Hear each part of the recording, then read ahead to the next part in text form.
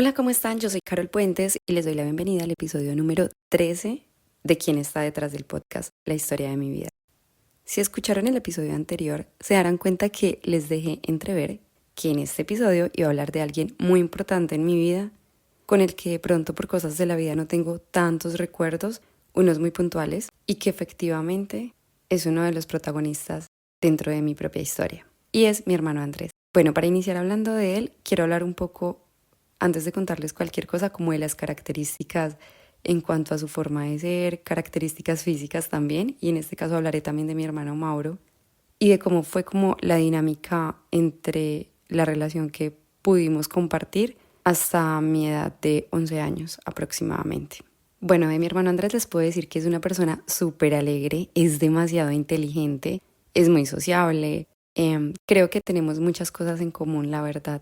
Es trabajador, echado para adelante y era como un referente muy importante para mí. Bueno, digo era porque después de mis 11 años como que perdimos cierto contacto hasta ahora que hemos tenido la oportunidad como de estar en comunicación, por así decirlo. De los recuerdos que tengo así como, digamos como más claros, son como un poquito fugaces, la verdad. O sea, no son como en línea continua ni nada, sino que son recuerdos sueltos. Entonces, por ejemplo, recuerdo que estaba estudiando en Pablo VI, un colegio de Dos Quebradas, del cual también me gradué yo, y mientras estaba estudiando trabajaba. Por alguna razón, terminó disfrazándose de mujer para que vean el nivel de recocha y de como de descomplicado que es mi hermano. Terminó disfrazándose de mujer, creo que ya estaba por graduarse, para un evento del colegio, y eso fue como un boom. Le tenían un apodo en el colegio y era el zorrillo, si no estoy mal, porque el primero trabajaba un montón y creo que para esa época estaba trabajando como descargando camiones y eso. Y siempre que llegaba al colegio pues llegaba sudado, olía, digamos, no tan chévere porque llegaba preciso de una jornada laboral muy larga que demandaba mucho esfuerzo físico y que por ende pues terminaba, digamos, medio destruido, por así decirlo. Recuerdo también que era como muy importante para nosotros, en especial para, pues como para toda la familia, pero en especial para mi mamá, mi hermano y yo, mi hermano Mauro, porque él era como esa persona que nos cuidaba, nos protegía y la verdad era como mi inspiración en ese momento también porque, como les acabo de decir, pues trabajaba, estudiaba, además era muy buen hermano y muy buen hijo. Es, supongo. Es que hablo en pasado porque de verdad tuvimos un lapso de tiempo muy largo sin compartir, pero estoy segura de que lo que fue no ha dejado de ser. Lo puedo entrever en las conversaciones que hoy por hoy sostenemos. Tengo un recuerdo también, por ejemplo, de que era como muy pendiente de nosotros, al punto que era como el detallista. Entonces, recuerdo que una vez para un Día de la Madre le dio a mi mamá como una torta, una sombrilla. Oigan, las sombrillas siempre han tenido historia y cuento con mi mamá. Además que las botaba súper fácil, pero hasta yo le he regalado un par de sombrillas hoy por hoy. Algo que mi hermano me decía mucho y que marcó, digamos, esa ruptura entre nosotros, no solo por la distancia, sino por el significado de sus palabras, era que él era como mi papá. Y me lo decía desde que yo recuerdo. Me decía tarrado, o sea, él es de esas personas que como que en medio del bullying y la recocha y los apodos, como que te demuestra el amor. Es demasiado alegre, en serio. Tengo recuerdos, por ejemplo, de una época en la que él estuvo viviendo en Armenia, una ciudad de Colombia, relativamente cerca de Pereira, pónganle aproximadamente más o menos como a una hora, 40 minutos. Y nosotros en unas vacaciones del internado, si no estoy mal, nos fuimos para allá. La verdad no tengo muy claro si yo ya estaba estudiando en el internado o fue antes de yo entrar al internado. En todo caso, nos vamos a pasar como una semana allá. Él trabajaba como en una fábrica de helados y al mismo tiempo hacía como vigilancias en las noches. Yo tengo una experiencia paralela que viví mientras estuvimos en esa época en Armenia y se las quiero compartir. Es una de esas experiencias personales que nunca he olvidado, que está ahí como en mi inconsciente. Así que en este preciso momento me voy a desligar un poquito como de las características de mi hermano para contarles esto y retomaré con la historia de mi hermano. Imagínense que de Armenia recuerdo que estaba la hijastra de mi hermano, o sea, la hija de mi hermano, que es Luisa, desde muy pequeñita, desde que conoció a su esposa, Diana pues ya tenía a Luisa y prácticamente Luisa es la hija de mi hermano. para mí es mi sobrina también. Y recuerdo que mi mamá estaba como en ese plan de cuidar a Luisa y de como que pasar una época allá. No me pregunten cómo, porque yo solo tengo este recuerdo, o sea, como que yo era muy callejera, o sea, mantenía mucho en la calle jugando, y demás. Y había una muchacha, una chica, que vivía en la misma cuadra que mi hermano y tenía como 3 hermanitos. Yo me la pasaba jugando con los hermanitos de ella, que no se llevaban como tanta diferencia de edad, excepto por ella, que era como la adolescente de la época, y nosotros unos niños. Recuerdo que ella le llevaba comida a un conductor de bus y un día le dijo a mi mamá que si la podíamos acompañar, pues porque yo me la pasaba con ellos, jugaba todo el tiempo y pues mi mamá no le vio como ningún problema, o sea, le inspiró confianza y pues mi mamá nos dejó, pues me dejó ir con ellos. Ustedes no van a creer, o sea, la experiencia que yo viví, que la verdad la vi como desde un panorama sin juzgar y hoy por hoy lo veo como así, como si estuviese reproduciendo una escena en el televisor de algo que me están contando, pero con lo cual no me involucro mucho. Y es que vamos efectivamente con ella a darle como la comida a este señor, que además eran como las 6 de la tarde o tal vez era más tarde, ¿saben? Porque era la última ruta de él. Pónganle tipo 7:30, 8 de la noche. Íbamos jugando en el bus, yo con los hermanos de ella iba adelante con él, se baja el último pasajero, quedamos solamente nosotros y el señor, el conductor del bus, se aísla como para un lugar más bien oscuro y solo. En este lugar parquea el bus, saca como algo muy parecido como una camilla de esas que usan en los hospitales, algo que se desplegaba y la extiende como ahí en la mitad del bus. En ese momento los hermanitos de ella me dicen, bueno, es hora de mirar por la ventana de atrás. Y yo no entendía qué estaba pasando, pero pues me pongo a mirar con ellos por la ventana de atrás. El lugar era tan solo que yo sentía como, pero no estamos viendo nada. Y de repente empezamos a escuchar unos gemidos.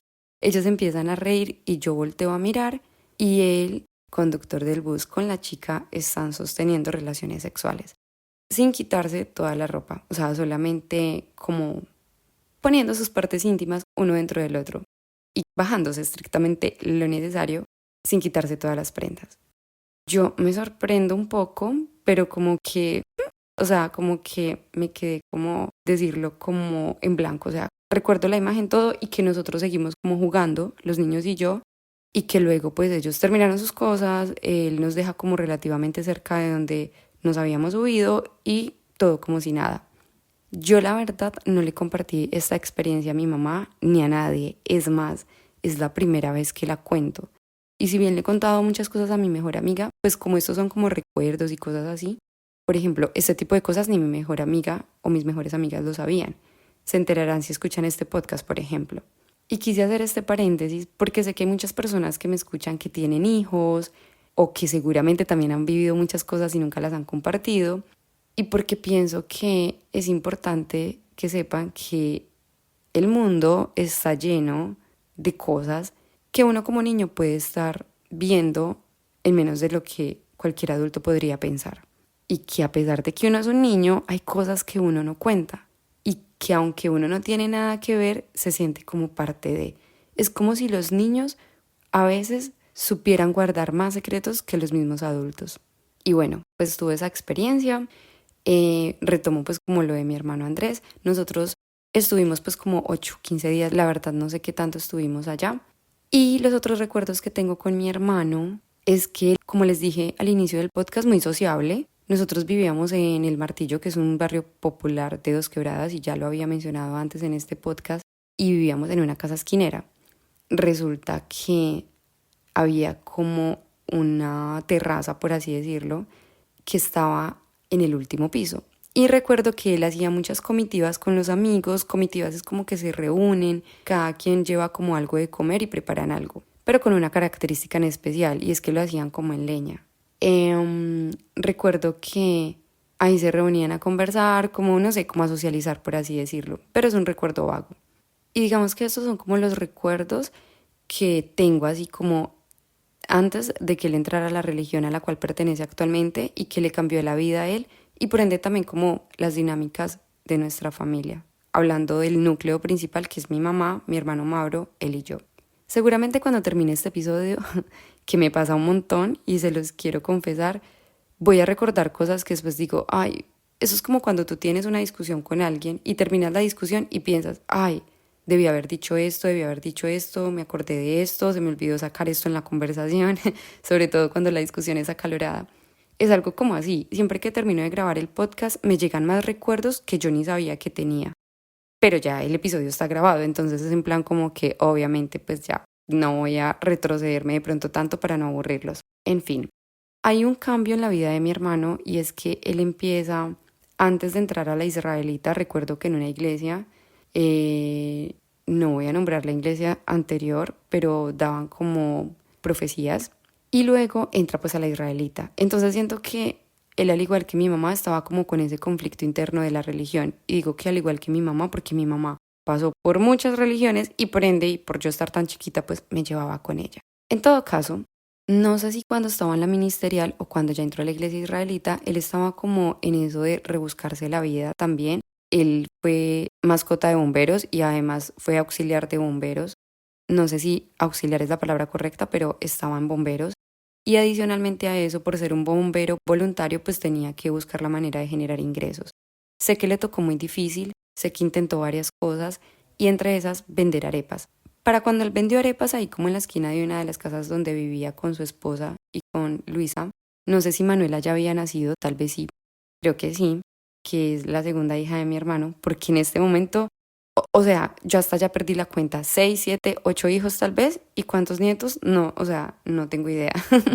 Pero amo a mis sobrinos un montón, no hemos tenido la oportunidad de conocernos, no con todos, tengo recuerdos vagos de Manuela, conocí hace poco a un sobrino que se llama Natanael, es hermoso, tenemos muchas cosas en común y es muy chistoso cómo la genética no se pierde, porque además, a pesar de que no nos conocemos y gracias a la tecnología que ya nos podemos ver a través de el celular, por ejemplo, y el internet, como que vemos los parecidos que tenemos, o sea, tengo tantas ganas de conocerlos y compartir con todos, que son muchos, ya saben. En todo caso, retomando, él estaba como en esta búsqueda como de cómo poder salir adelante, que es como un común denominador también de nuestra familia, porque miren que cuando yo inicié este podcast les conté que él vendía límpido con mi hermano Mauro en la calle, o sea que han sido trabajadores desde siempre. Y mi mamá, sin duda alguna, nos ha dado ese ejemplo también. Por alguna razón, como punto de arepas no le da como mucho resultado. Yo solo recuerdo que en la esquina sacaban como el fogón de las arepas y vendían arepas. Para esa época yo sí que recuerdo que yo ya estaba en el internado y un día, que ese es otro recuerdo que tengo, un día yo como que amanecimos ahí con ellos y o no sé si vivíamos todos juntos por esa época, pero recuerdo haberme despertado en un cuarto de la casa de mi hermano y no poder mover un pie, que si no estoy mal era el pie izquierdo. Recuerdo que yo tenía el pie estirado y empecé a llamar a mi mamá gritando porque no podía recogerlo. De eso como que te vas a parar y vas a doblar el pie como para ponerte en posición de pararte y no puedes. Así. Yo empiezo a gritar y llega mi hermano, que además es medio acelerado a veces también, y al igual que yo cree que se las sabe todas, y coge y me dobla el pie. ¡Ja! El grito que yo he pegado. ¿Y quién bajaba pues ese pie después? Nadie. Recuerdo que acto seguido, obviamente pues como que llaman un taxi y él me saca cargada en el taxi y me llevan a un hospital. Y ahí paso hospitalizada en el Hospital San Jorge de Pereira aproximadamente unos 8, 10 días. El nombre de la enfermedad no la recuerdo, pero me empiezan a aplicar como unos líquidos a unas horas que a veces eran, digamos, no sé, 1 de la mañana y el líquido era tan frío, era un líquido intravenoso, un medicamento, que yo sentía que recorría todo mi cuerpo. De esa sensación también me acuerdo. Y no sé si fue a partir de ahí que, como les digo, no sé si él ya estaba en la israelita o no, creo que para esa época no, pero ya después él entra a la iglesia israelita, que es como, digamos, como su creencia o su religiosidad se basa en el Antiguo Testamento. Entonces usan túnicas, no planifican, bueno, tienen varias, digamos, como directrices dentro de su comunidad. Una que recuerdo muy en particular era que las mujeres cuando estaban como con la regla o con el periodo eran aisladas de la comunidad porque estaban en un proceso como de desintoxicación del cuerpo, algo así, creo que me lo explicaban. Entonces, como para no contaminar el ritual espiritual que estaban viviendo en ese momento, porque se iban como un tiempo para la montaña, o sea, como que hacen unas fiestas especiales.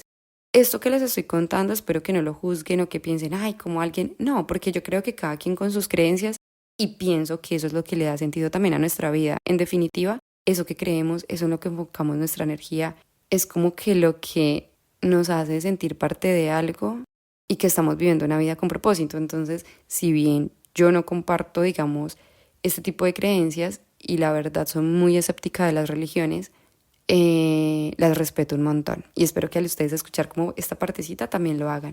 En todo caso, mi experiencia con la religión en cuanto a la de mi hermano fue un poco difícil y atropellada por varias razones.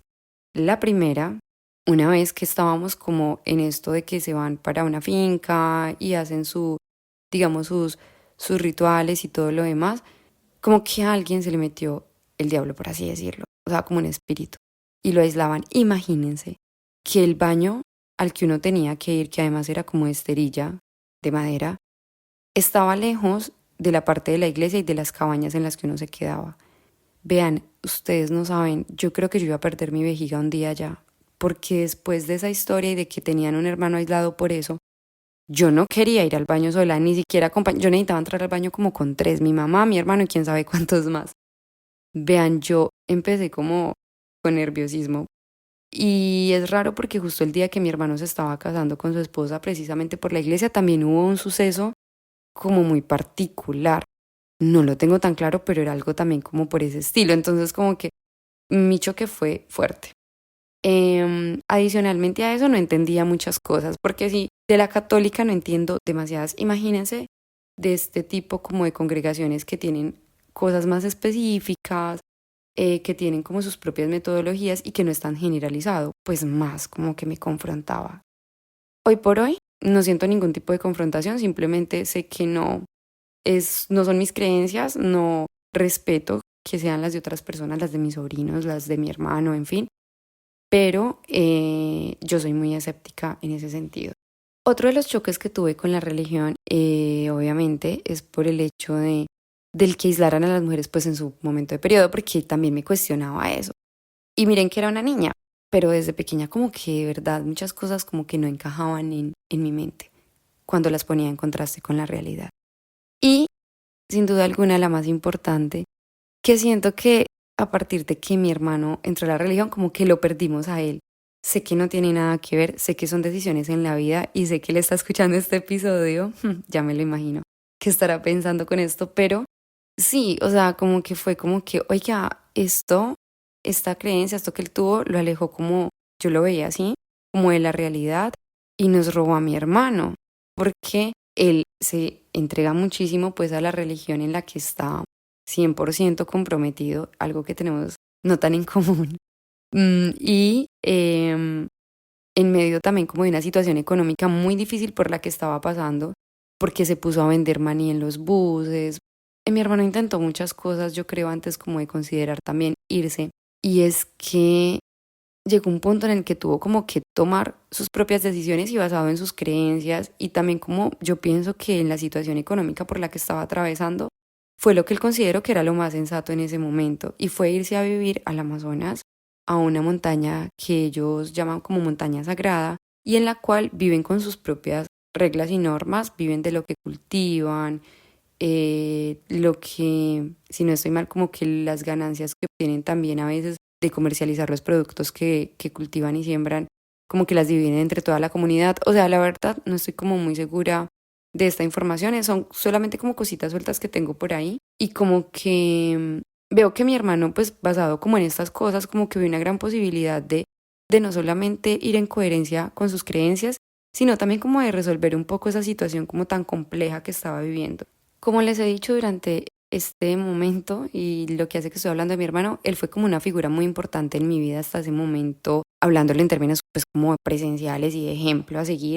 Y algo muy particular era que él me decía pues que él era como mi papá, que yo no necesitaba ningún papá porque lo tenía él. Y él, cuando a mi hermano Mauro le daban las crisis de esquizofrenia y eso, era como el que lo estabilizaba un poco, el que manejaba la situación. Yo recuerdo a mi hermano Andrés siempre como muy sonriente, muy positivo, o sea, muy pocas veces como malhumorado, pero no sé por qué tengo como la sensación de que cuando se ponía de mal humor, estaba de mal humor. Y miren que no tengo un recuerdo así en específico como de haberlo visto con mal humor. En todo caso, él nos da la noticia, yo no recuerdo cómo nos da la noticia, creo que él me dijo porque él ya había escuchado el episodio anterior y sabía que iba a hablar de él, como que nosotros lo acompañamos al terminal y eso para despedirnos, si no estoy mal, pero sí recuerdo algo muy especial y que siento que a partir de ahí fue como que tuve que enfrentar una realidad siendo muy niña y asumir como unos compromisos que en definitiva fueron también conmigo misma. Y es que yo siento una tristeza enorme y lo que hago, había como un solar al lado justo de los bajos donde vivían, porque vivían en la casa de la hermana de la novia de mi hermano y ya para ese momento esposa de mi hermano. Entonces vivían en los bajos, ella, la hermana vivía pues arriba, la propietaria de la casa, y al lado había como un solar, o sea, había una casa como sin construir, perdón, un lugar como para construir una casa, pero no habían construido nada. Yo recuerdo que cuando yo me doy cuenta de la noticia, yo empiezo a tener como confrontaciones en mi mente, como de ahora qué va a pasar con mi mamá y yo y mi hermano Mauro, y también en plan como y ahora quién nos va a defender de mi hermano Mauro. Entonces yo creo que en medio de todas esas confrontaciones que me estaba haciendo en ese momento, decido salirme de la casa y me voy como justo ahí detrás al solar. Yo me acuerdo de eso porque recuerdo ver el color de la sudadera que tenía, era una sudadera fucsia que me encantaba y tengo el recuerdo como de verme los pies cuando estaba sentada y pues recuerdo el color de la sudadera, lo reitero, entonces como que me senté a pensar y en ese momento pensé, después de haber llorado un pequeño momento también, como que inmediatamente pensé pues ya está, a partir de ese momento pues yo me hago cargo y a esta conclusión llegué, o sea, a este recuerdo, porque además yo lo vine a recordar hace muy poco con una sección que tuve con una psicóloga un poco antes de yo venir a España. Entonces, porque ella me decía, ¿tú a qué horas tomaste el control de la vida de tu mamá y tu hermano? ¿Por qué me lo decía? Porque yo estoy a cargo de mi mamá y mi hermano por iniciativa propia.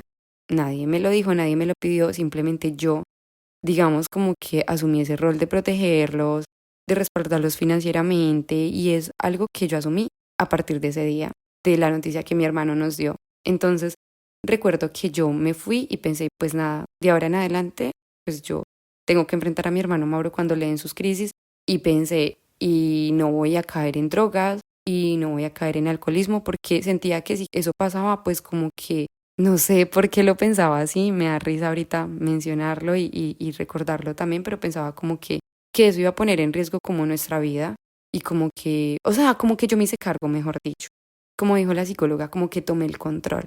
Y sin querer, yo siento que ahí hice como una ruptura con mi hermano, porque además él se va y perdemos comunicación por mucho tiempo.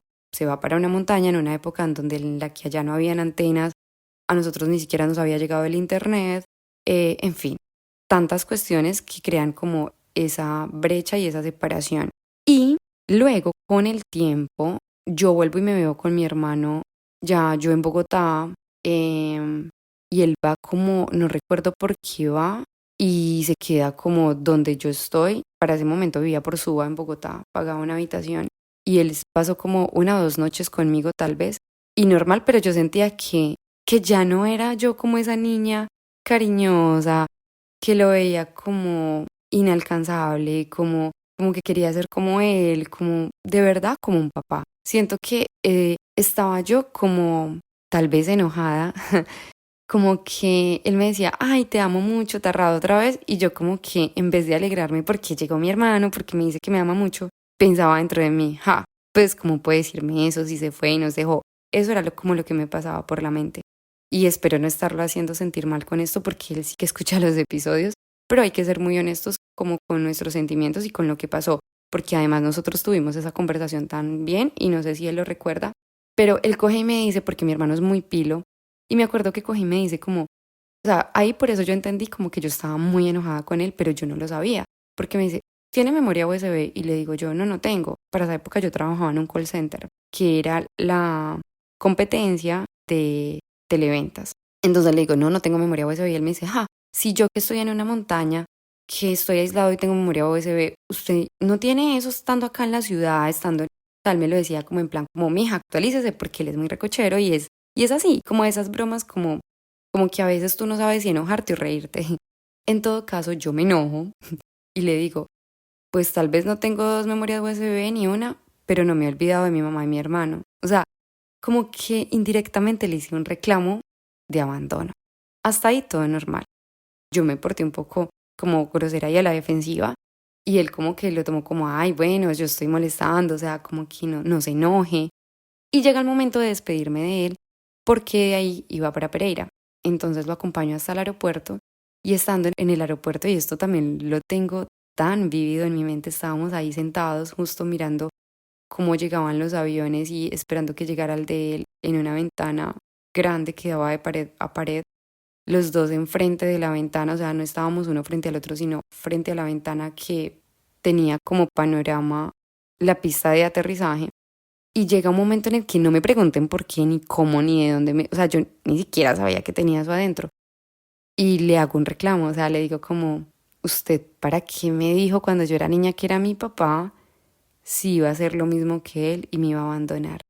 Y me pongo a llorar. O sea, pero así de la nada, se los juro. O sea, yo nunca ni siquiera había pensado, ay, mi hermano me hizo esto. No, simplemente hice unas promesas conmigo de que me iba a hacer cargo, de que tal vez por lo mismo que lo admiraba a él, como que para mí fue fácil como ya sustituir su lugar, porque de una u otra manera cuando admiras a alguien es como que esperas algún día como lograr cosas que esa persona ha logrado y pues él era el que nos protegía, él era el que, ¿cierto? Como que representaba cierta estabilidad en nuestra vida tan inestable y ahí es cuando entro yo pues a asumir ese rol, pero nunca pensé, o sea, yo solo recuerdo que lloré esa vez, no recuerdo haber llorado nunca más por eso, no recuerdo haber sufrido por eso, no recuerdo pasar noches diciendo mi hermano me abandonó y por eso me causa tanta impresión contarles esta parte, o sea, porque era algo que me salió del alma, que yo ni siquiera vi venir, que ni siquiera sabía que le iba a decir eso en ese momento. Y como les digo, empiezo a llorar y él me mira con una cara, porque mi hermano es como súper sonriente todo el tiempo, pero en ese momento yo sí veo que la cara le cambia un montón y me pide perdón, o sea, me dice como en plan, uy, mami, perdóneme, yo no sabía que le había hecho tanto daño con eso. Entonces él en medio como me decía, pero mire, es que yo me voy para allá porque la salvación, bueno, porque es un mejor lugar, porque cuando pasen muchas cosas acá ustedes van a tener donde llegar. O sea, como diciéndome, lo hice también por amor. Pero, pues uno, tal vez ese tipo de amor como que a veces no lo entiende del todo. Y bueno, esa fue como esa experiencia. Después de eso, imagínense, había pasado mucho tiempo, tal vez llevamos como 10, 11, 12 años sin vernos después de ese encuentro y ha sido nuestro último encuentro, o sea, físicamente no nos hemos vuelto a ver hasta el son de hoy. Y él se fue cuando yo tenía 11 años, tengo 36, pues saquen cuentas. En todo caso, ahora sí tenemos mejor comunicación. Yo pues traigo a colación esto con la psicóloga cuando me dice cuándo tomaste el control de la vida de tu mamá y tu hermano y traigo este recuerdo que no sabía que estaba ahí y empiezo a entender el por qué, cómo él es tan cariñoso a veces hasta por mensajes y todo, yo soy como muy fría y muy distante. Y la psicóloga me ayuda a entender algo y es, tu hermano simplemente hizo lo correcto, decidió vivir su propia vida, decidió hacer su propio camino y entregarle el control que respondía al resto de las personas. Eso es algo con lo que yo también todavía choco un poco, eh, pero no voy a entrar como a discutir ese tema, o sea, no con las decisiones que mi hermano tomó, sino conmigo con relación a cómo lo planteaba la psicóloga en cuanto a cómo yo me hice cargo de mi mamá y mi hermano, porque es algo que incluso cuando me dicen, ah, pero su hermano Andrés sí tomó la decisión y usted por qué, o sea, me causa como incluso algo como de indisposición, porque para mí es algo que me encanta hacer, es algo que me nace, es algo que le da propósito también a mi vida y que cuando me dicen, ah, pero su hermano tal cosa, pienso como que, pero es que mi hermano está viviendo su vida, estoy segura que si mi hermano estuviera en una posición mejor, sin pensarlo 2 veces, nos ayudaría, obviamente porque no había comunicación, él se desentendió de muchas cosas por las que tal vez nosotros tuvimos que pasar y de las que seguramente se va a dar cuenta a través de este podcast, porque estoy contando muchas cosas de manera como sin tapujos y aunque es general, como que terminas contextualizándote mucho. Entonces yo creo que esto va a servir también como un ejercicio de contextualización para él por todo ese tiempo y esa brecha que tuvimos de estar incomunicados. Y bueno, básicamente eso.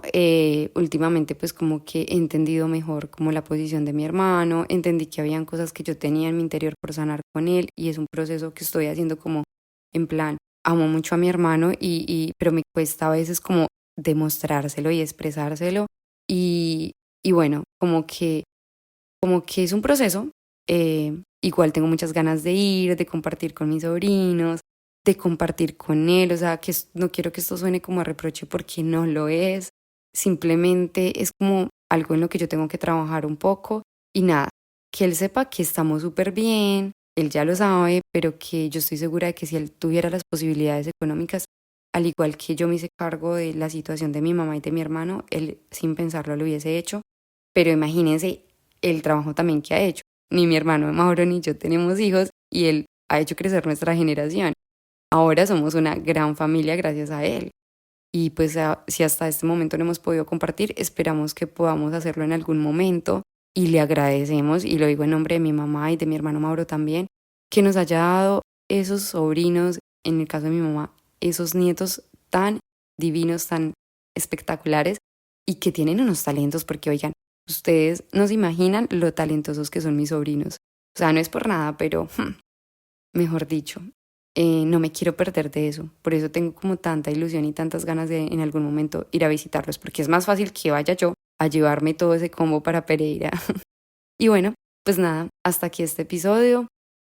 Andrés, te amo mucho.